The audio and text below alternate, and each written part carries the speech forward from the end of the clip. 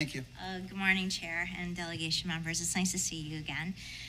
My name is Melissa Mazaeda, and my agency provides support coordination services to adults and children with developmental disabilities that are on the iBudget Medicaid waiver program that is overseen by the Agency for Persons with Disabilities. And there are several folks that are here today that are receiving services from that program in particular. I've found that many people don't understand that developmental disability actually differs from other disabilities. A developmental disability is something that occurred prior to the age of 18. It is lifelong. It is not something that you get better from or get over. Some examples of developmental disabilities are Down syndrome, cerebral palsy, spina bifida, autism, and again, these are lifelong and occurred prior to the age of 18, so during childhood. There are three things that I wanted to bring to your attention today. One is I would really like all of you to be supportive of legislation to include the Agency for Persons with Disabilities in the Social Services Estimating Conference. This would be really important and impactful for the people of the program. Secondly, Senate Bill 2510 passed this last session, and within it is a managed care pilot program to address people that are on the wait list. Managed care is not the answer for this vulnerable population.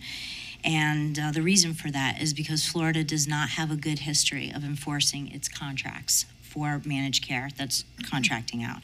The most recent evidence of this is a decision that was handed down by Judge Middlebrooks after a decade of litigation where medically fragile, developmentally disabled children have basically been warehoused in nursing homes and put there by managed care companies that Florida contracted to.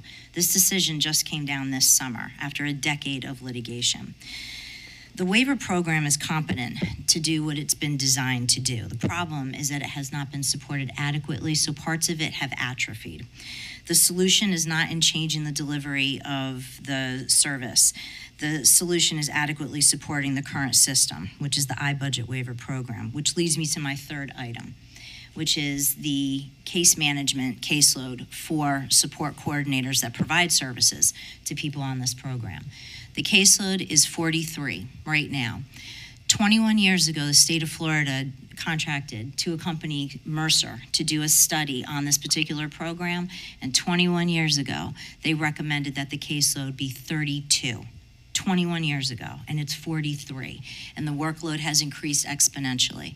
One of the things that I don't know if all of you guys are aware of this, but there's a program that's been spearheaded by the First Lady, Casey DeSantis, called the HOPE program, and it's actually in several governmental agencies, DJJ, DCF, and now they're partnering with APD. And a HOPE navigator is somebody that helps to guide Floridians on an individual path to prosperity and hope by focusing on community collaboration between the private sector, faith-based community, nonprofits, and government entities to maximize resources and uncover opportunities. And support coordinators were the original HOPE navigators. That is our job, to connect people with those resources. So I'd like for you to please, the Social Services Estimating Conference, really take a hard look at the managed care situation that has just occurred, that recent decision that was handed down, the caseloads for support coordination, and I am going to leave a couple of things with you guys that I would like for you to look at, and to please keep in mind to exercise compassionate conservatism with this group. Thank you. Thanks for being here, and thank you all for being here as well. We appreciate it very much. Any questions? Okay. Next up, we have Conservation Foundation of the Gulf Coast, Debbie Osborne. Welcome.